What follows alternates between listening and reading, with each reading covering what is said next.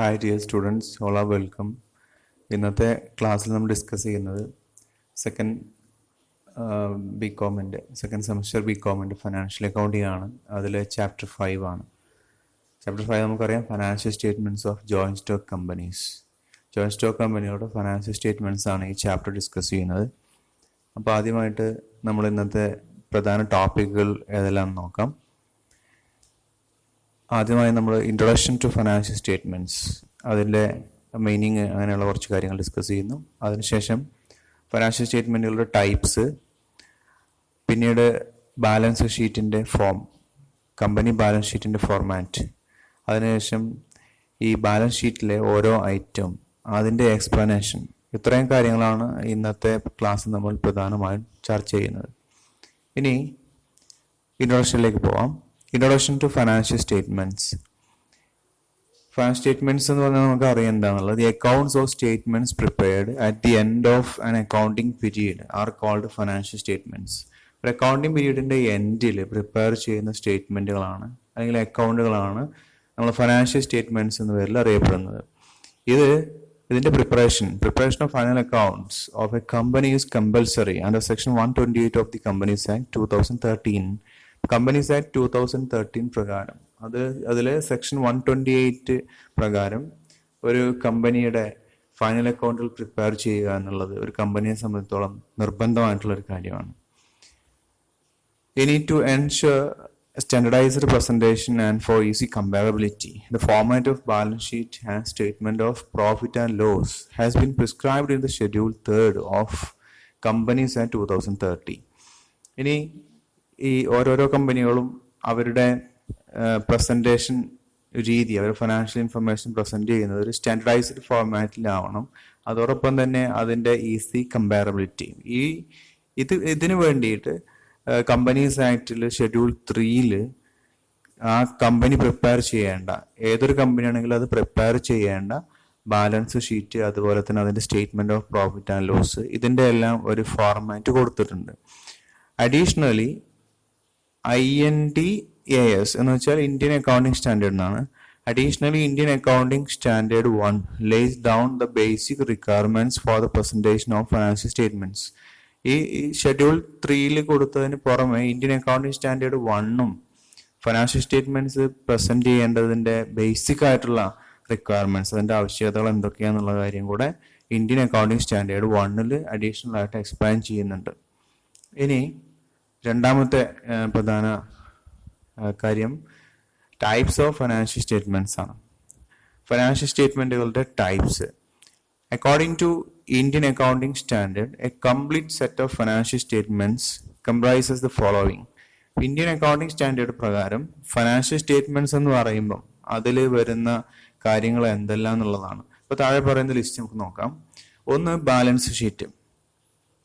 2, statement of profit or loss, അതായത് profit and loss account എന്ന് പറയുന്ന statement of profit or loss. 3, statement of changes in equity. 4, statement of cash flows. 5, notes to accounts.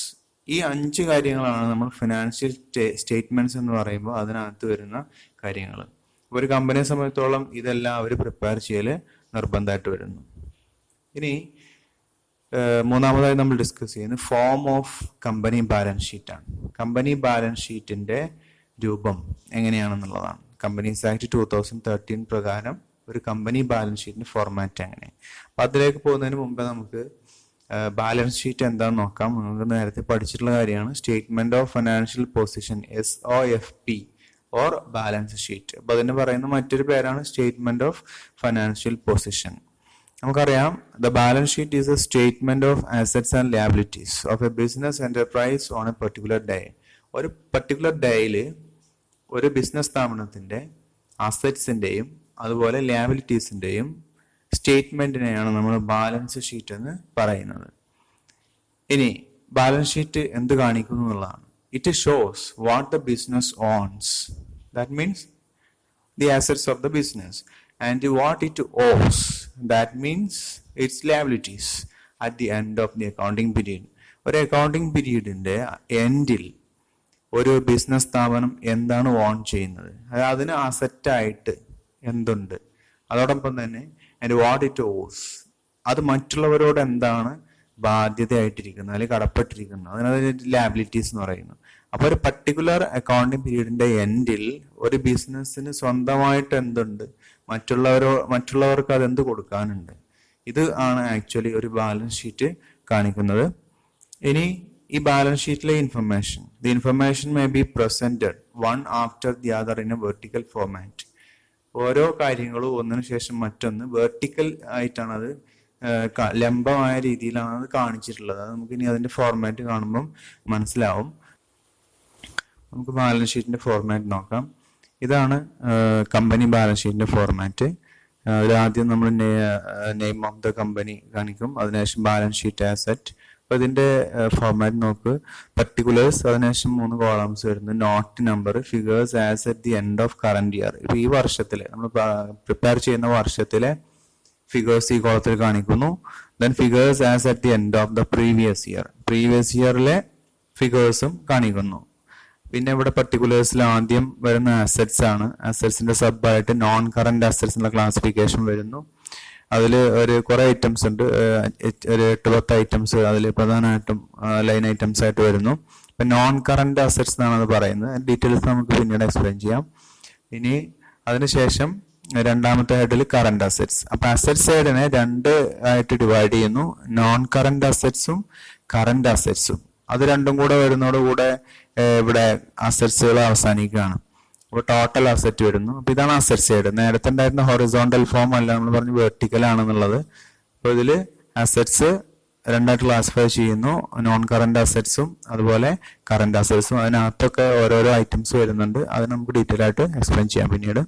ഇനി അതിനുശേഷം വരുന്നത് equity and liabilities എന്നുള്ള ഹെഡാണ്. Equity and liabilities. അപ്പൊ അതിൽ ഇക്വിറ്റിയും liabilities 2 കാര്യങ്ങളാണ് വരുന്നത്. അപ്പൊ ആദ്യം അതിൽ ഇക്വിറ്റി ആണെങ്കിൽ അതിൽ equity share capital other equity വരുന്നു. അതിനുശേഷം ലാബിലിറ്റീസ് ആണ്. ലാബിലിറ്റീസിൽ നേരത്തെ അസറ്റ്സിനെ ക്ലാസിഫൈ ചെയ്ത പോലെ നോൺ കറന്റ് ലാബിലിറ്റീസ് അതൊരു ഹെഡും പിന്നെ കറന്റ് ലാബിലിറ്റീസ്, ഇങ്ങനെ 2 ഹെഡ്സ് വരുന്നു. പിന്നീട് അത് അവിടെ അവസാനിക്കുന്നു. അത് ടോട്ടൽ ചെയ്യുന്നു, ടോട്ടൽ ഇക്വിറ്റി ആൻഡ് ലാബിലിറ്റീസ്. പിന്നീട് അവിടെ കണ്ടിൻജന്റ് ലാബിലിറ്റി വരുന്ന ഒരു ഹെഡ് വരുന്നുണ്ട്, അതിൽ കാണിച്ചിട്ടില്ല, അത് അതിന്റെ താഴെ വരാറുണ്ട്. ടോട്ടൽ ഇക്വിറ്റി ആൻഡ് ലാബിലിറ്റീസിന്റെ താഴെ കണ്ടിൻജന്റ് ലാബിലിറ്റി ആൻഡ് കമ്മിറ്റ്മെന്റ്സ് ഉള്ളൊരു ഹെഡ്. ഇതിന് പുറത്ത് വരുന്നതാണ് ബാലൻസ് ഷീറ്റിന്റെ. ടോട്ടലിന് അത് എഫക്ട് ചെയ്യൂല. പിന്നെ താഴെ C accompanying notes to the financial statements കാണാം. അതായത് ഇതിൽ നമ്മളെ നോട്ട്സ് കാണിക്കുന്നുണ്ട്, നോട്ട് നമ്പർ എന്നുള്ള കോളത്തിൽ. അപ്പൊ ആ നോട്ട് ഓരോന്നും എങ്ങനെ കാൽക്കുലേറ്റ് ചെയ്തു എന്നുള്ളതാണ് അതിൽ കാണിക്കുന്നത്. അതും ഇതിനെ തുടർന്ന് അത് കാണിച്ചിരിക്കും. അപ്പൊ ഇത്രയാണ് ഇതിന്റെ ഒരു ഫോർമാറ്റ് വരുന്നത്. ഇനി ഇതിലെ ഓരോ ഐറ്റംസും എങ്ങനെയാണ് വരുന്നത് എന്നുള്ളത് നമുക്ക് നോക്കാം, അതിന്റെ എക്സ്പ്ലനേഷൻ. നമുക്ക് എക്സ്പ്ലനേഷനിലേക്ക് പോവാം. Explanation of balance sheet items. ഓരോ ബാലൻസ് ഷീറ്റ് ഐറ്റംസിന്റെയും എക്സ്പ്ലനേഷൻ ആണ്. അതിന്റെ ഫോർമാറ്റ് ഞാൻ ഒന്നുകൂടെ റൈറ്റ് ചെയ്തിട്ടുണ്ട്. Form of balance sheet, name of the company, balance sheet. നേരത്തെ കണ്ട അതേ ബാലൻസ് ഷീറ്റ് തന്നെ. അപ്പൊ അതിൽ ആദ്യം അസറ്റ്സ് ആണ്. അസറ്റ്സിലെ ഓരോ ഐറ്റംസിന്റെയും പ്രധാനപ്പെട്ട എക്സ്പ്ലനേഷൻസ് നമുക്ക് നോക്കാം. ആദ്യം നോൺ കറന്റ് അസറ്റ്സ് ആണ്. നോൺ കറന്റ് അസറ്റ്സ് എന്ന് വെച്ച് കഴിഞ്ഞാൽ കറന്റ് അല്ലാത്ത അസറ്റുകളാണ്. കറന്റ് അല്ലാത്ത അസറ്റ് എന്ന് വെച്ച് കഴിഞ്ഞാൽ ഫിക്സഡ് അസറ്റ്സ്, അതിന്റെ വേറെ പേരാണ് നോൺ കറന്റ് അസറ്റ് എന്നുള്ളത്. അതോടൊപ്പം തന്നെ അതിനെ ലോങ് ടേം അസറ്റുകളെന്നും വിളിക്കുന്നു. പിന്നെ ഈ അസറ്റിന് പ്രത്യേകത, നമ്മൾ മോർ ദാൻ 1 ഇയർ കൈവശം വെക്കുന്നു. അതിൽ മോർ ദാൻ 1 ഇയർ ഹോൾഡ് ചെയ്യുന്ന ആസ്തികളെയാണ് നോൺ കറന്റ് അസറ്റുകൾ എന്ന് പറയുന്നത്. പിന്നെ മറ്റൊരു പ്രധാനപ്പെട്ട പ്രത്യേകത, ഇത് നമ്മൾ ഒരു ലോങ് പീരീഡ് ഓഫ് ടൈമിലേക്ക് ആണ്, ആ ഉദ്ദേശത്തിലാണ് നമ്മൾ ഇത് അക്വയർ ചെയ്യുന്നത്. ബിസിനസ്സിൽ അത് മെയിൻറ്റെയിൻ ചെയ്യുന്നത് ലോങ് പീരീഡിൽ യൂസ് ചെയ്യുക എന്നുള്ള ഉദ്ദേശത്തിലാണ്. ഇതാണ് നോൺ കറന്റ് അസറ്റ്സിന്റെ പ്രത്യേകത. ഇനി അതിൽ വരുന്ന ഓരോരോ കാര്യങ്ങൾ നോക്കാം. ആദ്യത്തേത് property, plant and equipment. Property, plant and equipment ഈ ഹെഡാണ്. ഈ ഹെഡിനെ ക്ലാസിഫൈ ചെയ്തിട്ടുള്ളത് ഇതിനകത്ത് കാണാം. Land, building, plant and equipment, furniture and fittings, vehicles, office equipment, bearer plants, others. ഈ പറയുന്ന എല്ലാ ഐറ്റംസും നമ്മൾ എഴുതേണ്ടത് ഈ പ്രോപ്പർട്ടി, പ്ലാന്റ് ആൻഡ് എക്യുപ്മെന്റ് എന്നുള്ളതിനകത്താണ്. അപ്പൊ ബാലൻസ് ഷീറ്റിൽ നമ്മൾ ഇത് ഓരോ ലാൻഡ്, ബിൽഡിംഗ് എന്നുള്ള രീതിയിൽ ഓരോന്ന് കാണിക്കണില്ല. ബാലൻസ് അത് ഈ നോട്ടിലാണ് കാണിക്കുന്നത്. നോട്ടിൽ കൊണ്ടുപോയിട്ട് ഈ പ്രോപ്പർട്ടി പ്ലാൻ ആൻഡ് എക്യുപ്മെന്റ്, ഒരു എക്സാമ്പിൾ മാത്രം ഞാൻ പറയാം. പ്രോപ്പർട്ടി പ്ലാൻ ആൻഡ് എക്യുപ്മെന്റ് എന്നുള്ള ആ ഒരു ഹെഡിനകത്ത് ഇപ്പോൾ ലാൻഡും ബിൽഡിങ്ങും പ്ലാന്റും എക്യുപ്മെന്റ് എല്ലാം അതെല്ലാം കൂടെ ടോട്ടൽ ചെയ്യുന്നു. ആ ടോട്ടൽ ചെയ്തിട്ട് ആ ടോട്ടൽ എടുത്തിട്ട് ബാലൻസ് ഷീറ്റ് കൊണ്ടുവന്ന് പ്രോപ്പർട്ടി പ്ലാൻ ആൻഡ് എക്യുപ്മെന്റ് ടോട്ടലായിട്ട് കാണിക്കുകയും ചെയ്യാം. അതായത് ഇത് ബാലൻസ് ഷീറ്റ് നോക്കിയാൽ അതിന്റെ ഫേസിൽ നോക്കിയാൽ നമുക്ക് ഇതിൽ എല്ലാ ഐറ്റംസും ഉണ്ടെന്ന് കാണാൻ പറ്റില്ല. അത് നോട്ട്സിൽ പോയി നോക്കിയാലേ കാണാൻ പറ്റുള്ളൂ. ഇങ്ങനെയാണ് എല്ലാ ഐറ്റംസും ഇതിലേക്ക് എഴുതുന്നത്. ഇതിലിങ്ങനെ കാണിച്ചിട്ടുണ്ട്. പിന്നെ ഇതിലുള്ള ഒരു ഐറ്റം ഇതെല്ലാം പരിചയമുള്ളതാണ്. പിന്നെ ഒന്ന് പുതിയതായിട്ട് വരുന്നത് ബിയറർ പ്ലാന്റ്സ് എന്നാണ്. ബിയറർ പ്ലാന്റ്സ് അതായത് നമ്മളൊരു പ്രൊഡ്യൂസ് ബിയർ ചെയ്യുന്ന തരത്തിലുള്ള പ്ലാന്റ്സ് ആണ് ബിയറർ പ്ലാന്റ്സ് കൊണ്ട് ഉദ്ദേശിക്കുന്നത്. ഇപ്പൊ ഗ്രേപ്പ് വൈൻ ഒരു എക്സാമ്പിൾ ആയിട്ട് പറയാം. ഗ്രേപ്പ് വൈൻ അതൊരു ബിയറർ പ്ലാന്റ് ആണ്. അപ്പൊ അങ്ങനെ ഉണ്ടെങ്കിൽ അത്തരം കാര്യങ്ങൾ ഇതിനകത്ത് കാണിച്ചിരിക്കണം എന്നുള്ളതാണ്. പിന്നെ നെക്സ്റ്റ് ആണ് capital work in progress. It represents the expenditure incurred on acquiring or constructing tangible assets which are not ready for intended use. നമ്മൾ ടാഞ്ചിബിൾ അസറ്റ്സ് കൺസ്ട്രക്ട് ചെയ്യാം അല്ലെങ്കിൽ അത് അക്വയർ ചെയ്യാം. അതിന് വേണ്ടിയിട്ട് നമ്മൾ സ്പെൻഡ് ചെയ്തിട്ടുള്ള എമൗണ്ട് ആണ് ഇവിടെ ഉദ്ദേശിക്കുന്നത്. അതിന് പ്രത്യേകത അത് വർക്ക് ഇൻ പ്രോഗ്രസ് ആണെന്ന് വെച്ച് കഴിഞ്ഞാൽ ആ ഒരു പർട്ടിക്കുലർ കൺസ്ട്രക്ഷൻ അല്ലെങ്കിൽ അതിന്റെ അക്വിസിഷൻ ആ ഒരു പ്രൊസീജിയർ നമ്മൾ അവിടെ കംപ്ലീറ്റ് ചെയ്തിട്ടില്ല. നമ്മൾ എന്തിനു വേണ്ടി ഉണ്ടാക്കുന്നോ അത് അവിടെ പൂർത്തീകരിച്ചിട്ടില്ല എന്നുള്ളതാണ്. ഇപ്പോൾ ഒരു ബിൽഡിംഗ് ആണ് നമ്മൾ കെട്ടുന്നതെങ്കിൽ ആ ബിൽഡിങ്ങിന്റെ പണി പൂർത്തിയായിട്ടില്ല. അങ്ങനെ വരുന്നതിനാണ് ക്യാപിറ്റൽ വർക്ക് ഇൻ പ്രോഗ്രസ് എന്നുള്ളതുകൊണ്ട് ഉദ്ദേശിക്കുന്നത്.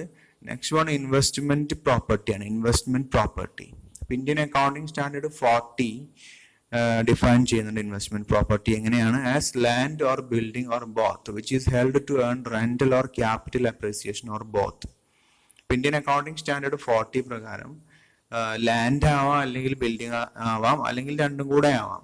അത് റെന്റൽ ഇൻകം ഏൺ ചെയ്യുന്നതിന് വേണ്ടിയിട്ട് നമ്മൾ ഉപയോഗിക്കുന്നു, അല്ലെങ്കിൽ ക്യാപിറ്റൽ അപ്രീസിയേഷൻ അല്ലെങ്കിൽ അത് രണ്ടിനും വേണ്ടിയിട്ട് ഉപയോഗിക്കുന്നു. ഇങ്ങനെയുള്ള പ്രോപ്പർട്ടിയാണ് ഇൻവെസ്റ്റ്മെന്റ് പ്രോപ്പർട്ടി എന്നുള്ളതുകൊണ്ട് ഉദ്ദേശിക്കുന്നത്. ഒരു ബിൽഡിംഗ് ഉണ്ട്, സ്ഥാപനത്തിന് നമ്മൾ ബിസിനസ്സിന് ഒരു ബിൽഡിംഗ് ഉണ്ട്, ആ ബിൽഡിംഗ് പുറത്തേക്ക് റെന്റിന് കൊടുത്തിട്ടുണ്ട്, അപ്പോൾ അന്ന് റെന്റൽ ഇൻകം കിട്ടുമല്ലോ. അപ്പോൾ ആ ബിൽഡിംഗ് ആണ് അവിടെ ഇൻവെസ്റ്റ്മെന്റ് പ്രോപ്പർട്ടി എന്നുള്ള ആ ഒരു കാറ്റഗറിയിൽ വരിക.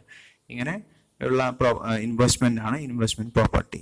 Next one is good will. അത് എന്താണെന്ന് അറിയാലോ. ഗുഡ് വിൽ എന്നുള്ളത് ഒരു ഇൻടാഞ്ചിബിൾ അസറ്റ് ആണ്. പക്ഷേ ഇതിൽ താഴെ നിങ്ങൾക്ക് ഈ അടുത്ത ഒരു ഹെഡ് കാണാം ഇ എന്നുള്ളത്. അതിൽ അതർ ഇൻടാഞ്ചിബിൾ അസറ്റ്സ് ഉണ്ട്. പക്ഷേ ഗുഡ് വിൽ എന്നുള്ളത് സെപ്പറേറ്റ് കാണിച്ചിരിക്കണം എന്നുള്ളതാണ്. അപ്പോൾ goodwill is required to be presented as separate line item apart from other intangible assets. ഇപ്പൊ goodwill other intangible assets എന്നുള്ള ഹെഡിന് തുടർന്ന് വരുന്നുണ്ട്. അതിന് പുറമെ സെപ്പറേറ്റ് ലൈൻ ആയിട്ട് കാണിച്ചിരിക്കണം എന്നുള്ളതാണ്. ഓക്കെ, ഇനി അടുത്തത് അതർ ഇൻടാഞ്ചിബിൾ അസറ്റ്സ്. അപ്പൊ അതിൽ ഗുഡ് വിൽ അല്ലാത്ത വരുന്നത്. അതിൽ വരുന്നതാണ് brands or trade marks, computer software, masters and publishing titles. Masters എന്ന് പറയുമ്പോൾ അത് ഈ ഒരു പബ്ലിഷിംഗ് ടൈറ്റിൽ പോലെ കോപ്പിറൈറ്റ് പോലെയൊക്കെ നമുക്കൊരു പർട്ടിക്കുലർ പബ്ലിക്കേഷൻ അതിന്റെ ഫ്രണ്ട് പേജ് അതിന്റെ ടൈറ്റിൽ അങ്ങനെയൊക്കെ വരുന്ന കാര്യങ്ങളാണ്. അതിൻ്റെയൊക്കെ ഒരു എന്താ പറയാ, അതിനെ നമ്മൾ ലീഗലി അതിന്റെ കോപ്പിറൈറ്റ് ചെയ്യുന്ന പോലെ ചെയ്തെടുക്കുക എന്നുള്ളതാണ്. ആണ് മാസ്റ്റേഴ്സ് എന്നുള്ളത്. And publishing titles. അപ്പൊ അങ്ങനെ ഉണ്ടെങ്കിൽ അതൊരു ഇൻടാഞ്ചിബിൾ ആയിട്ടുള്ള റൈറ്റ് ആണ്. പിന്നെ ഒന്ന് mining rights, copy rights, patents, licences and ഫ്രാഞ്ചൈസസ് etcetera. ഇത്രയാണ് ഈ അതർ ഇൻടാഞ്ചിബിൾ അസറ്റ്സ് എന്നുള്ളതിൽ വരുന്നത്. പിന്നെ നെക്സ്റ്റ് വരുന്നതാണ് intangible assets under development. Intangible assets under development അത് ഈ വർക്ക് ഇൻ പ്രോഗ്രസ് പോലെ തന്നെയാണ്, കംപ്ലീറ്റ് ആയിട്ടില്ല. അപ്പൊ expenditure incurred on development of intangible assets which are yet to be finished are accumulated and reported separately under this heading. നേരത്തെ നമ്മൾ രണ്ടാമത്തെ capital work in progress കണ്ടു, അതേപോലെയുള്ള ഐറ്റം ആണ്. അവിടെ വരുന്നത് ക്യാപിറ്റൽ വർക്ക് ഇൻ പ്രോഗ്രസ് വരുന്നത് ടാഞ്ചിബിൾ അസറ്റ് ആണ്. ഇവിടെ അത് വരുന്നത് ഇൻടാഞ്ചിബിൾ കാറ്റഗറിയിലാണ്. അപ്പൊ ഇൻടാഞ്ചിബിൾ അസറ്റ്സ് അതേപോലെയുള്ള തന്നെയാണ്. അതിന്റെ എക്സ്പെൻഡിച്ചർ അതിന്റെ പുറത്ത് ചെലവാക്കിയിട്ടുള്ളത്, അതിന്റെ ആ ഒരു പർട്ടിക്കുലർ അസറ്റ്സ് ഫിനിഷ് ചെയ്തിട്ടില്ല അതിന്റെ ഡെവലപ്മെന്റ്, അത് വർക്ക് ഇൻ പ്രോഗ്രസ് എന്നുള്ള സ്റ്റേജിൽ തന്നെ കിടക്കുന്നു. അപ്പൊ അതാണ് ഇതിനകത്ത് കാണിക്കേണ്ടത്. ഇനി നെക്സ്റ്റ് വരുന്ന എഫ് കഴിഞ്ഞ് ജി വരുന്നത് biological assets other than bearer plants ആണ്. ബിയറർ പ്ലാന്റ്സ് അല്ലാത്ത ബയോളജിക്കൽ അസറ്റ്സ്. ബിയറർ പ്ലാന്റ് ഒരു ബയോളജിക്കൽ അസറ്റ് ആണ്. അത് നമുക്ക് കണ്ടു നേരത്തെ. അവിടെ plant property plant and equipment first ഐറ്റത്തിനകത്താണ് ബിയറർ പ്ലാന്റ് വരുന്നത്. അത് ബിയറർ പ്ലാന്റ് ഒഴികെയുള്ളതാണ് ബയോളജിക്കൽ അസറ്റ്സ് ആണ് ഇവിടെ കാണിക്കേണ്ടത്. ഇനി നോക്കേണ്ടത് ഇതാണ്, ബയോളജിക്കൽ ആസെറ്റ് എന്ന് വെച്ചാൽ എന്താണെന്നുള്ളത്. അപ്പോൾ ഇന്ത്യൻ അക്കൗണ്ടിംഗ് സ്റ്റാൻഡേർഡ് 41 ഡിഫൈൻ ചെയ്യുന്നു, A biological asset is A living animal or plant.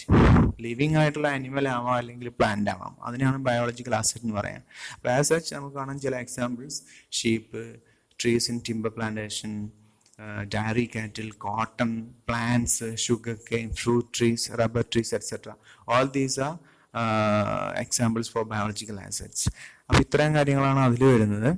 ഇനി നെക്സ്റ്റ് വരുന്നത് ഫിനാൻഷ്യൽ അസറ്റ്സ് ആണ്. ഫിനാൻഷ്യൽ അസറ്റ്സിനോട് ജനറലി നമ്മൾ ഉദ്ദേശിക്കുന്നത് ക്യാഷ് അല്ലെങ്കിൽ ഫിനാൻഷ്യൽ ഇൻസ്ട്രുമെന്റ്സ് ആണ് of another entity and a contractual right to receive cash or other financial assets.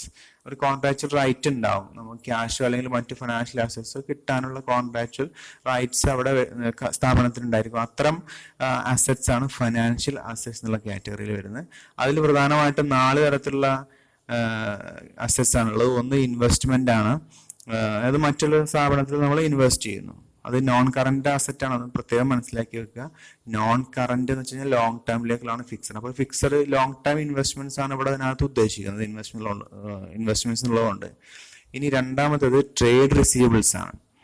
Trade receivables എന്നുള്ളതുകൊണ്ട് ഉദ്ദേശിക്കുന്നത് ഇപ്പം നമുക്ക് ഇങ്ങോട്ട് കിട്ടാനുള്ള ഡെപ്റ്റേഴ്സ് ആണ്. ആക്ച്വലി ഡെപ്റ്റേഴ്സ് നമ്മൾ സാധാരണ ഗതിയിൽ പറയാറുള്ളത് കറന്റ് അസറ്റ് ആയിട്ടാണ്, പക്ഷെ ഇവിടെ അത് വന്നിട്ടുള്ളത് നോൺ കറന്റ് അസറ്റ്സിന്റെ അണ്ടറിലാണ്. അപ്പോൾ അത് മനസ്സിലാക്കാനുള്ള കാര്യം, ഈ trade receivables more than 12 months ആണെങ്കിൽ, ഒരു വർഷത്തിൽ ഒരു അക്കൗണ്ടിങ് പീരീഡിന്റെ എൻഡിലും അത് കിട്ടുന്നില്ല, അതിനപ്പുറത്തേക്ക് പോകുന്നുവെങ്കിലാണ് അത് നോൺ കറന്റ് അസറ്റ്സിൽ വരുന്നത്. ഇതേ ഹെഡ് തന്നെ കറന്റ് അസറ്റ്സിലും വരുന്നുണ്ട്, ട്രേഡ് റിസീവബിൾസ്. അവിടെ മനസ്സിലാക്കേണ്ടത് അത് നമുക്ക് വിതിൻ 12 മന്ത്സ് റിയലൈസ് ചെയ്യാൻ പറ്റുന്നു എന്നുള്ളതാണ്. അപ്പം അങ്ങനെ പറ്റാത്ത ലോങ് പീരീഡിന് ശേഷമേ അത് നമുക്ക് റിയലൈസ് ചെയ്യാൻ പറ്റുള്ളൂ എങ്കിൽ അതാണ് ഈ നോൺ കറന്റ് അസറ്റ്സിന്റെ ഹെഡിലാണ് അത് എഴുതേണ്ടത്, അതാണ് ട്രേഡ് റിസീവബിൾസ്. ഈ തേർഡ് വൺ വരുന്നത് ലോൺസ് ആണ്. ലോൺസും ഇതുപോലെ തന്നെ അത് ലോങ് ടൈമിൽ വരുന്ന ലോൺസ് ആണ് ഇവിടെ ഉദ്ദേശിക്കുന്നത്. അത് മോർ ദാൻ 12 മന്ത്സ് ആണ് അവിടെ അതും വരുന്നത്. പിന്നെ അതേഴ്സ് ആണ്, ഇതല്ലാത്ത മറ്റെന്തെങ്കിലും അത് പ്രത്യേകം സ്പെസിഫൈ ചെയ്തിരിക്കണം. പിന്നെ മറ്റൊന്ന് വരുന്നതാണ് ഡെഫേർഡ് ടാക്സ് അസറ്റ്. അതിന്റെ നെറ്റ് വാല്യൂ കാണിക്കുക എന്നുള്ളതാണ്. അതായത് ചില സമയത്ത് payment of higher taxes in the current accounting period due to timing difference. അപ്പൊ അത് നമുക്ക് ശേഷം വരുന്ന ഒരു ഏരിയയാണ്, അതിന്റെ എക്സ്പ്ലനേഷൻ പ്രോബ്ലം വരുന്നൊരു പാർട്ട് ഉണ്ട്, അവിടെ ഡീറ്റെയിൽ ആയിട്ട് മനസ്സിലാക്കാം. അതായത് കറന്റ് അക്കൗണ്ടിംഗ് പീരീഡിൽ നമ്മൾ കൊടുക്കുന്ന ടാക്സ് അത് ചിലപ്പോൾ കൂടുതലായേക്കാം. അപ്പോൾ ടൈമിംഗ് ഡിഫറൻസ് കാരണം, അതായത് ഇപ്പം കറന്റ് അക്കൗണ്ടിങ് പീരീഡിൽ ഇൻകത്തിന്റെ പുറത്ത് നമ്മൾ അഡ്വാൻസ് ടാക്സ് കൊടുക്കാറുണ്ട്. അപ്പം അങ്ങനെ വരുമ്പോൾ അത് ആക്ച്വൽ അസസ് ചെയ്യുന്നതും നമ്മൾ കൊടുത്തതും നമ്മൾ ഡിഫറൻസ് വരും. അപ്പോൾ കൊടുത്തത് കൂടുതലാണെങ്കിൽ നമുക്കത് അസറ്റ് ആയിട്ടാണ് കണക്കാക്കുന്നത്. അതാണ് ഡെഫേർഡ് ടാക്സ് അസറ്റ് എന്നുള്ള ഹെഡിലൊക്കെ വരുന്നത്. ഓക്കെ, അതിന്റെ ഡീറ്റെയിൽസ് പിന്നീട് പ്രോബ്ലം വരുന്നുണ്ട്, അവിടെ അതിന്റെ എക്സാമ്പിൾസ് ആയിട്ടുള്ള പ്രോബ്ലംസ് മനസ്സിലാക്കാം. പിന്നെ ഉള്ളത് അതർ നോൺ കറന്റ് അസറ്റ്സ് ആണ്. ഇതൊരു റെസിഡ്യുവൽ കാറ്റഗറിയാണ്. ഈ നോൺ കറന്റ് അസറ്റ്സ് എന്നുള്ള ഹെഡിലെ റെസിഡ്യുവൽ കാറ്റഗറി എന്നുള്ളത് ഉദ്ദേശിക്കുന്നത് ഇപ്പോൾ നേരത്തെ ഡിസ്കസ് ചെയ്ത ഹെഡിലൊന്നും വരാത്ത ഐറ്റംസ് വല്ലതും വരുന്നുവെങ്കിൽ അത് എഴുതാനുള്ള ഹെഡാണ് ഈ അതർ നോൺ കറന്റ് അസറ്റ്സ് എന്നുള്ളത്. അതാണ് റെസിഡ്യുവൽ കാറ്റഗറി എന്ന് പറയാം. Any asset which is non current and non finance in nature. Non current ആണ് നോൺ ഫിനാൻസ് അതിന്റെ സ്വഭാവം. അങ്ങനെയുള്ളത് which has and the same has not been included in the above sub headings. മോഡലിൽ കൊടുത്തതിലൊന്നും ഉൾപ്പെട്ടിട്ടില്ല. അങ്ങനെയാണെങ്കിൽ will get disclosed under this heading. അതാണ് ഈ ഹെഡിന്റെ കീഴിൽ വരുന്നത്. ഓക്കെ, ഇനി next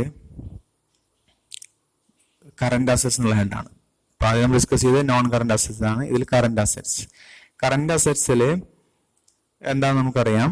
Current assets include cash equivalents, assets intended for sale or consumption or expected to be realized in cash within 12 months or in the company's normal operating cycle and held primarily for the purpose of being traded. ഇതിനാണ് നമ്മൾ current assets എന്ന് പറയാം. അറിയാവുന്ന കാര്യമാണ്, cash ആവാം, cash equivalence ആവാം, അല്ലെങ്കിൽ മറ്റ് അസറ്റ്സ് ആവാം. Intended for sale or consumption ആണ്. നമ്മൾ സെയിൽ ചെയ്യാന്നുള്ള ഉദ്ദേശത്തിലാവാം, അല്ലെങ്കിൽ കൺസ്യൂം ചെയ്യാന്നുള്ള ഉദ്ദേശത്തിലാവാം. Or expected to be realised in cash, അല്ലെങ്കിൽ നമ്മളത് ക്യാഷ് ആയിട്ട് നമുക്കത് റിയലൈസ് ചെയ്യാൻ പറ്റും വിതിൻ 12 മന്ത്സ് ആണ്.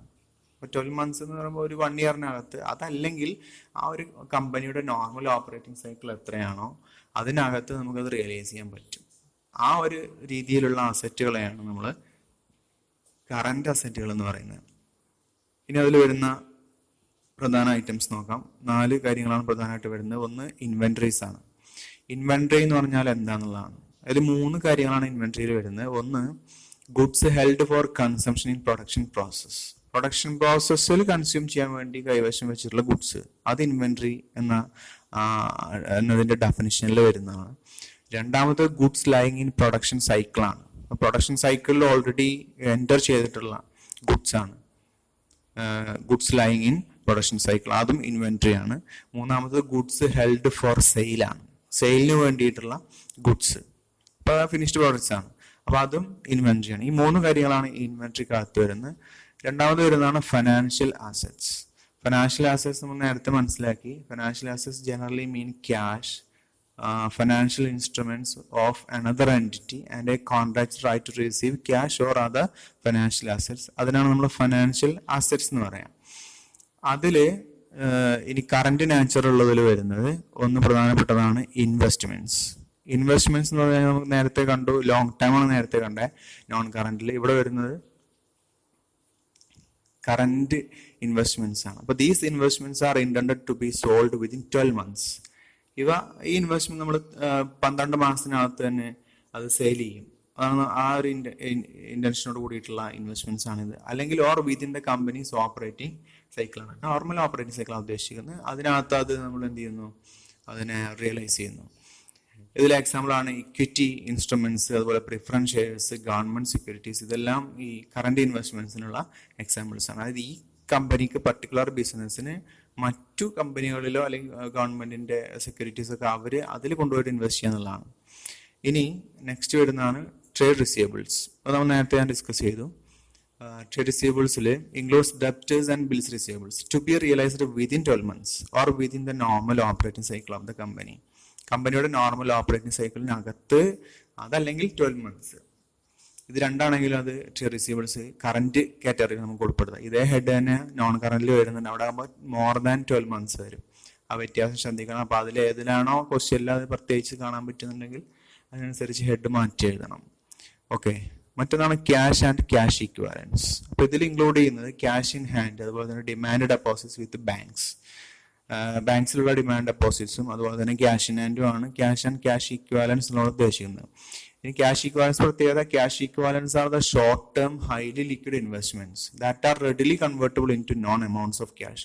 അപ്പോൾ ക്യാഷ് ഇക്വാലൻസ് എന്ന് പറയുമ്പോൾ ഷോർട്ട് ടേം ആണ്, അതുപോലെ തന്നെ ഹൈലി ലിക്വിഡ് ആയിട്ടുള്ള ഇൻവെസ്റ്റ്മെന്റ്സ് ആണ്.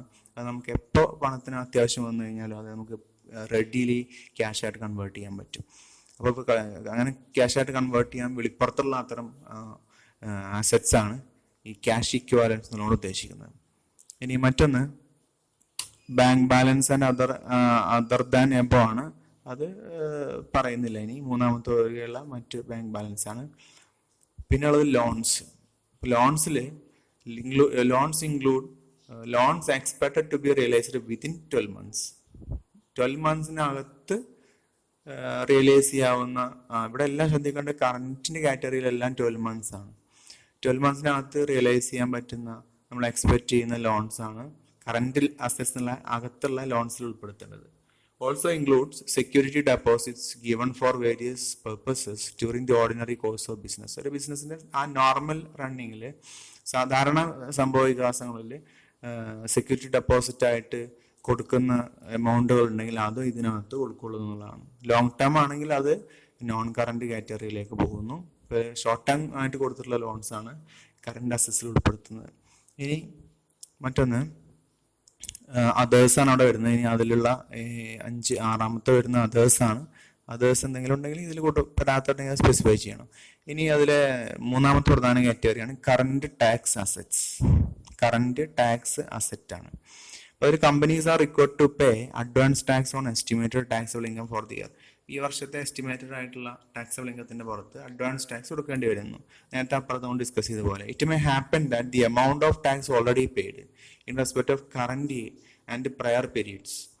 അപ്പോൾ ചിലപ്പോൾ ഇങ്ങനെ സംഭവിക്കാന്നുള്ളതാണ്. നമ്മൾ ഓൾറെഡി കൊടുത്തിട്ടുള്ള ഈ കറന്റ് പീരീഡിലേക്ക് ഓൾറെഡി കൊടുത്തിട്ടുള്ള എമൗണ്ട് അല്ലെങ്കിൽ പ്രയർ പീരീഡ്സിലേക്ക് കൊടുത്തിട്ടുള്ള amount exceeds the amount of tax due for those periods.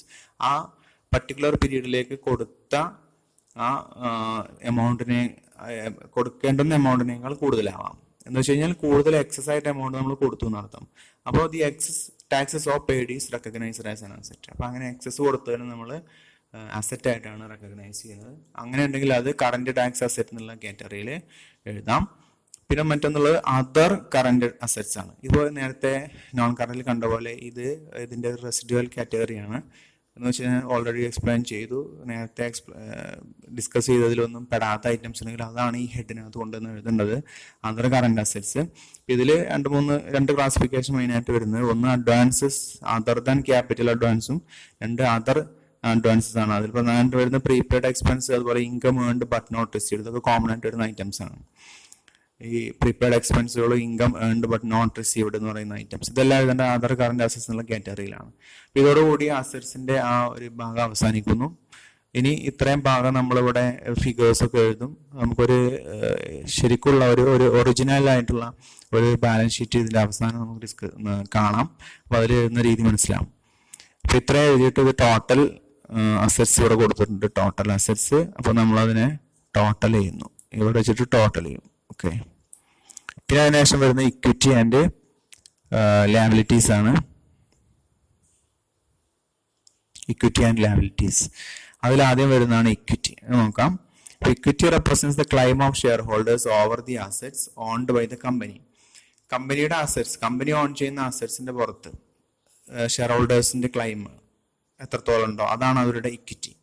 It is the residual interest in the assets of the entity after deducting all it's liabilities. അപ്പോൾ ഒരു company അതിന്റെ liabilities എല്ലാം meet ചെയ്തതിന് ശേഷം ബാക്കി എന്താണോ വരുന്നത് അതാണ് അതിന്റെ ഇക്വിറ്റി. ഇക്വിറ്റി രണ്ടായിട്ട് ക്ലാസിഫൈ ചെയ്തിട്ടുണ്ട്. ഒന്ന് എ വരുന്നത് ഇക്വിറ്റി ഷെയർ ക്യാപിറ്റലും, മറ്റൊന്ന് അതർ ഇക്വിറ്റിയും. ഇക്വിറ്റി ഷെയർ ക്യാപിറ്റൽ നമുക്കറിയാം. ഇനി ഈ അതർ ഇക്വിറ്റി എന്നുള്ളതിൽ വരുന്നത് share application, money pending allotment, reserves and surplus, revaluation surplus എന്നുള്ള കാര്യങ്ങളാണ്. റിസർവ് സർപ്ലസ്, അതുപോലെ കഴിഞ്ഞ വർഷത്തെ കറന്റ് വർഷത്തെ പ്രോഫിറ്റ്, അത് നമ്മൾ ബാലൻസ് ഷീറ്റിലേക്ക് ട്രാൻസ്ഫർ ചെയ്യുന്നതൊക്കെ ഇതിനകത്താണ് അതർ ഇക്വിറ്റി. അത് പ്രോബ്ലം ചെയ്യുമ്പോൾ മനസ്സിലാവും. ഓക്കെ, ഇത്രയും കാര്യങ്ങളാണ് ഇതിനകത്തുള്ളത്. ഇനി നെക്സ്റ്റ് പോർഷൻ വരുന്നത് ലാബിലിറ്റീസ് ആണ്. ലാബിലിറ്റീസിൽ ആദ്യം വരുന്നത് നോൺ കറന്റ് ലാബിലിറ്റി ആണ്. നമ്മൾ അസറ്റ്സിനെ ക്ലാസിഫൈ ചെയ്ത പോലെ ഇത് രണ്ട് ക്ലാസിഫിക്കേഷനാണ്, നോൺ കറന്റ് ലാബിലിറ്റീസും പിന്നെ കറന്റ് ലാബിലിറ്റീസും. നോൺ കറന്റ് ലാബിലിറ്റീസ് എന്താണെന്ന് നോക്കാം. Liabilities other than current liabilities, അതിനാണ് നമ്മൾ നോൺ കറന്റ് ലാബിലിറ്റീസ് എന്ന് പറയാം. കറന്റ് ലാബിലിറ്റീസ് അല്ലാത്ത ലാബിലിറ്റീസ്, ഇത് expected to be settled after 12 months from the date of balance sheet. Balance ഷീറ്റിന്റെ ഡേറ്റ് മുതൽ അങ്ങോട്ട് 12 months അപ്പുറത്തേക്കാണ് നമ്മൾ അതിനെ, അതായത് 12 months ശേഷമാണ് നമ്മളത് സെറ്റിൽ ചെയ്യുമെന്ന് എക്സ്പെക്ട് ചെയ്യപ്പെടുന്നത്. അങ്ങനെയുള്ള ലാബിലിറ്റീസ് ആണ് നോൺ കറന്റ് ലാബിലിറ്റീസ്. ചുരുക്കത്തിൽ 12 മാസത്തിനകത്ത് നമുക്ക് ചെയ്യാൻ പറ്റില്ല, സെറ്റിൽ ചെയ്യാൻ പറ്റാത്ത ലാബിലിറ്റീസ് ആണ് നോൺ കറന്റ് ലാബിലിറ്റീസ്. ഇനി അതിൽ ഒന്നാമത്തെയാണ് ഫൈനാൻഷ്യൽ ലാബിലിറ്റീസ്. അപ്പോൾ അതിൽ includes contractual obligation to pay. അപ്പോൾ അവിടെ നമുക്കൊരു കോൺട്രാക്ച്വൽ ആയിട്ടുള്ള ഒരു ബാധ്യത വരുന്നുണ്ട് കൊടുത്തു തീർക്കുന്നതിന് വേണ്ടിയിട്ട്. For example loans, deposits, borrowings, ഇങ്ങനെയുള്ള കാര്യങ്ങളാണ് അതിൽ വരുന്നത്. ഇതിനെ മൂന്നായിട്ട് ഫർദർ ക്ലാസിഫൈ ചെയ്യുന്നു. അതിൽ വരുന്നത് ബോറോയിങ്സ്, ട്രേഡ് പേയബിൾസ് എന്നുള്ളതാണ് രണ്ടാമത്തെ കാറ്റഗറി. ട്രേഡ് പേയബിൾസ് ഇവിടെ ശ്രദ്ധിക്കാനുള്ളത് മോർ ദാൻ 12 months ആണെങ്കിലാണ് നോൺ കറന്റിൽ എടുക്കേണ്ടത്. ലെസ് ദാൻ 12 months ആണെന്നുണ്ടെങ്കിൽ അതിന് നമ്മൾ കറന്റ് ലാബിലിറ്റീസിൽ ഉൾപ്പെടുത്തും. ഓക്കെ, പിന്നുള്ളത് 3 അതേഴ്സ് ആണ്, ഇതിലൊന്നും പെടാത്തത്. ഇനി അത് കഴിഞ്ഞാൽ വരുന്നത് രണ്ടാമത്തെ കാറ്റഗറി പ്രൊവിഷൻസ് ആണ്. പ്രൊവിഷൻ എന്ന് പറയുമ്പോൾ provision is made whenever there is an existing obligation due to past events but the amount of liability is uncertain and has to be estimated. ഒരു പ്രൊവിഷൻ നമ്മൾ വെക്കുന്ന സാഹചര്യമാണ്. നമുക്കൊരു ഒബ്ലിഗേഷൻ ഉണ്ട്, ഒരു പൈസ അല്ലെങ്കിൽ ഒരു ഇടപാട് കൊടുത്തീർക്കാൻ വരും ഡ്യൂ ടു പാസ്റ്റ് ഈവൻറ്റ്സ്. മുൻപേ നമ്മൾ ചെയ്തിട്ടുള്ള ഇടപാടിനാലാണ് നമുക്ക് ഈ ഒരു ഒബ്ലിഗേഷൻ വരുന്നത്. But the amount of liability is uncertain. പക്ഷെ എത്രത്തോളം ആ ലാബിലിറ്റി വരും എന്നുള്ളത് നമുക്ക് അൺസർട്ടൻ ആണ്, നമുക്ക് അറിയാൻ കഴിയില്ല. And has to be estimate. അപ്പോൾ അത് നമുക്ക് എസ്റ്റിമേറ്റ് ചെയ്യണം. ഇത്തരം സാഹചര്യത്തിലാണ് നമ്മളൊരു പ്രൊവിഷൻ വെക്കുന്നത്. അപ്പോൾ അതിൻ്റെ എക്സാമ്പിളാണ് പ്രൊവിഷൻ ടുവേർഡ്സ് വാറണ്ടി കോസ്റ്റ്. ഇപ്പോൾ കമ്പനികളൊക്കെ വാറണ്ടി കൊടുക്കാറുണ്ട്. അപ്പോൾ വാറണ്ടി കൊടുത്തു കഴിഞ്ഞാൽ ആ ഒരു പർട്ടിക്കുലർ കസ്റ്റമർ പിന്നീടായിരിക്കും ക്ലെയിം ചെയ്യുന്നത്. അപ്പോൾ അത് വരുമോ വരില്ല എന്ന് പറയാൻ പറ്റില്ല. അപ്പോൾ നമ്മളവിടെ ഒരു പ്രൊവിഷൻ വെക്കുന്നു അതിന്, അതാണ് പ്രൊവിഷൻ ടുവേർഡ്സ് വാറണ്ടി കോസ്റ്റ്. പിന്നെ ഇതിനെ ഫർദർ ക്ലാസിഫൈ ചെയ്തിട്ടുള്ളത് പ്രൊവിഷൻ ഫോർ എംപ്ലോയി ബെനിഫിറ്റ്സ്, അതുപോലെ തന്നെ അതേഴ്സ്, ഇങ്ങനെ രണ്ടായിട്ട് ക്ലാസിഫൈ ചെയ്തിട്ടുണ്ട്. പിന്നെ മറ്റൊന്ന് ഡെഫർ ടാക്സ് ലാബിലിറ്റീസ് നെറ്റ് ആണ്. അപ്പോൾ നേരത്തെ പറഞ്ഞ പോലെ തന്നെ ഈ ഒരു due to timing difference and enterprise has lower tax. നേരത്തെ നമുക്ക് അസറ്റായിട്ട് മാറി നമ്മൾ എക്സസ് കൊടുത്താലാണ്. ഇനി ഇതേ കേസിൽ തന്നെ നമുക്ക് പിന്നെ എക്സസ് അല്ല, നമ്മൾ കൊടുത്ത ടാക്സ് എമൗണ്ട് ആക്ച്വലി കൊടുക്കേണ്ടതിനേക്കാൾ കുറവാണെങ്കിൽ നമുക്കത് ഫ്യൂച്ചറിൽ ടാക്സ് ലയബിലിറ്റി വരും. അപ്പോൾ അതിനാണ് നമ്മൾ ഡെഫേർഡ് ടാക്സ് ലയബിലിറ്റി എന്ന് പറയുന്നത്. ഓക്കെ, ഇനി അടുത്ത case other non current liabilities ആണ്. ഇത് നേരത്തെ പറഞ്ഞ പോലെ ഈ ലാസ്റ്റ് കാറ്റഗറി റെസിഡുവൽ കാറ്റഗറിയാണ്. ഈ മറ്റുള്ള ഹെഡിലൊന്നും വരാത്ത ഐറ്റംസ് ഈ നോൺ കറന്റ് ലയബിലിറ്റീസിന് കാറ്റഗറിയിൽ വരികയാണെങ്കിൽ അത് എഴുതേണ്ടതാണ് അതർ നോൺ കറന്റ് ലയബിലിറ്റീസ്. ഇതെല്ലാത്തിലുള്ള ഒരു ഹെഡാണ് ലാസ്റ്റിലത്തെ. ഇനി രണ്ടാമത്തെ കാറ്റഗറിയാണ് കറന്റ് ലയബിലിറ്റീസ്. കറന്റ് ലയബിലിറ്റീസ് ആകുമ്പോൾ അസറ്റ്സും ലയബിലിറ്റീസും ഒക്കെ ഈ ഒരു റൂള് ശ്രദ്ധിക്കുക.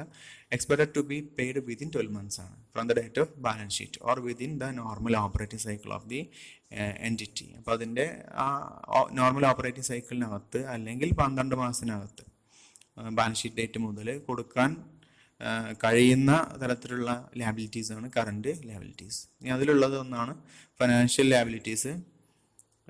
അതിൽ നേരത്തെ അപ്പുറത്ത് കണ്ട പോലെ തന്നെയാണ് ഇവിടെ നോൺ കറണ്ടിൽ താഴെ ഇതേ സെയിം ഹെഡ് വരുന്നുണ്ട്. സെയിം ഹെഡ് തന്നെയാണ്. അതിൽ ചെറിയ അതിൻ്റെ ഒരു കാലാവധിയിലൊക്കെ വരുന്ന വ്യത്യാസമാണ് ഇവിടെ കാര്യമായിട്ട് വരുന്നത്. അവിടെ ഫൈനാൻഷ്യൽ ലയബിലിറ്റീസിൻ്റെ borrowings, trade payable, other financial liability. Other എന്നുള്ളതിൽ വരികയാണ് ഇൻട്രസ്റ്റ് അക്രൂഡും അൺപെയ്ഡ് ഡിവിഡൻറ്റും ഒക്കെ ആദർ എന്നുള്ള കാറ്റഗറി. നമുക്ക് പ്രോബ്ലത്തിൽ വരാറുള്ളതാണ് ഇൻട്രസ്റ്റ് അക്രൂഡ്, അൺപെയ്ഡ് ഡിവിഡൻറ്റ്. അപ്പോൾ അത് എഴുതേണ്ടത് അതർ ഫൈനാൻഷ്യൽ ലയബിലിറ്റീസിലാണ്. ഓക്കെ, ഇതെല്ലാം ഷോർട്ട് ടൈമിലേക്ക് വരികയാണെങ്കിൽ അങ്ങനെ, ലോങ് ടൈമിലാണെങ്കിൽ ഈ ഹെഡിൽ ഇവിടെ മുകളിൽ എഴുതണം. ഓക്കെ, ഇനി അതിനുശേഷം വരുന്നത് പ്രൊവിഷൻസ് വരുന്നുണ്ട്. നേരത്തെ ഡിസ്കസ് ചെയ്ത അതേ പ്രൊവിഷൻ തന്നെയാണ് ഇവിടെയും. അത് ഷോർട്ട് ടൈമിലാണെങ്കിൽ ഇതിനകത്ത് ഉൾപ്പെടുത്തുന്നു, ലോങ് ടൈം ആണെങ്കിൽ അതിൽ പെടുത്തുന്നു. ഇനിയുള്ളത് ടാക്സ് ആണ്. Current tax liabilities. Companies are required to pay advance tax on the estimated taxable income for the year. Advance tax കൊടുക്കണം. അപ്പോൾ നേരത്തെ അത് പറഞ്ഞ പോലെ തന്നെ കറന്റ് അതുപോലെ തന്നെ പ്രയർ പീരീഡിലേക്ക് കൊടുത്തിട്ടുള്ളത് ആക്ച്വലി കൊടുക്കേണ്ടതിനേക്കാൾ കുറവാണെങ്കിൽ ആ ഡിഫറൻസ് വരും. ആ ഡിഫറൻസ് അത് ലയബിലിറ്റി ആയിട്ട് വരും. അതിനാണ് കറന്റ് ടാക്സ് ലയബിലിറ്റി എന്ന് പറയാം. ഓക്കെ, നമുക്ക് പ്രോബ്ലത്തിൽ വരുമ്പോൾ കുറച്ചുകൂടെ വ്യക്തമായിട്ട് മനസ്സിലാക്കാം. ഇനി ഇത്രയാവുമ്പം ആ ഭാഗം അവസാനിക്കുന്നു. ഇത്രയും വെച്ചിട്ട് നമ്മൾ അതിനെ ടോട്ടൽ ചെയ്യും. Total equity and liabilities total ചെയ്യുന്നു. ഇനി അതിൻ്റെ താഴെ വരുന്ന ഒരു ഹെഡാണ് കണ്ടിൻജന്റ് ലയബിലിറ്റീസ് ആൻഡ് കമ്മിറ്റ്മെന്റ്സ്. അത് ബാലൻസ് ഷീറ്റിന്റെ എമൗണ്ട് ടോട്ടലിനെ അത് എഫക്ട് ചെയ്യുന്നില്ല, അത് സെപ്പറേറ്റ് ചെയ്ത് കാണിക്കുക ചെയ്യുക. പക്ഷെ അതിന്റെ താഴെ തന്നെയാണ് എഴുതുന്നത്. ഇതിൽ രണ്ട് കാര്യങ്ങളാണെന്നുള്ളത് ഇവിടെ കാണുന്ന പോലെ, ഒന്ന് കണ്ടിൻജന്റ് ലയബിലിറ്റീസും മറ്റൊന്ന് കമ്മിറ്റ്മെന്റ് ആണ്. കണ്ടിൻജന്റ് ലയബിലിറ്റീസ് നമുക്കറിയാം, A liability which is contingent upon happening or non happening of certain future event. ഒരു സർട്ടൻ ഫ്യൂച്ചർ ഇവന്റ് ആണ്, നമുക്ക് അൺനോൺ ആയിരിക്കും. ആ ഒരു സംഭവം സംഭവിക്കാം അല്ലെങ്കിൽ സംഭവിക്കാതിരിക്കാം. അത് സംഭവിക്കില്ല നമുക്ക് പറയാൻ പറ്റില്ല. അങ്ങനെ വരുമ്പം ഉണ്ടാവുന്ന റൈസ് ചെയ്യുന്ന ലയബിലിറ്റിയാണ് കണ്ടിൻജന്റ് ലയബിലിറ്റി. അത് രണ്ടാമത്തെ കാര്യം വരുന്നത് കമ്മിറ്റ്മെന്റ് ആണ്. ഫ്യൂച്ചറിൽ ഒരു പ്രത്യേക സാഹചര്യം ഉണ്ടായാൽ നമ്മൾ എന്ത് ചെയ്യേണ്ടി വരും? ഒരു പർട്ടിക്കുലർ ആക്ടിവിറ്റി പെർഫോം ചെയ്യാം എന്ന് നമ്മൾ അഗ്രി ചെയ്തിട്ടുണ്ടാവും. അത്തരത്തിലുള്ള കമ്മിറ്റ്മെന്റ് ആണ്, അത്തരത്തിലുള്ള അഗ്രിമെന്റ് ആണ് ഈ കമ്മിറ്റ്മെന്റ് എന്നുള്ള കാറ്റഗറിയിൽ വരുന്നത്. അതിന് എക്സാമ്പിൾ ആണ് പ്രപ്പോസ്ഡ് ഡിവിഡൻറ്റ്. പ്രപ്പോസ്ഡ് ഡിവിഡൻറ്റ് എന്നുള്ളൊരു ഐറ്റം വന്നു കഴിഞ്ഞാൽ അത് നമ്മൾ ഉൾപ്പെടുത്തേണ്ടത് ഇതിനകത്താണ്. കണ്ടിൻജന്റ് ലയബിലിറ്റീസ് ആൻഡ് കമ്മിറ്റ്മെന്റ് ആ ഹെഡിനകത്താണ് അത് ഉൾപ്പെടുത്തുന്നത്. Okay,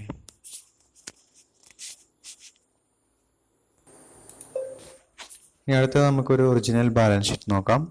balance sheet of Reliance industries limited as on 31st March 2019. അപ്പോൾ അവരുടെ ഒരു ഒറിജിനൽ ബാലൻസ് ഷീറ്റാണ് നമ്മളിപ്പോൾ ഇത്രയും ഡിസ്കസ് ചെയ്ത് ഈ ഒരു അറിവ് വെച്ചുകൊണ്ട് ഒരു ബാലൻസ് ഷീറ്റ് നമുക്ക് റിയൽ ആയിട്ട് എങ്ങനെയാണ് ചെയ്തിട്ടുള്ളതെന്ന് മനസ്സിലാക്കാം.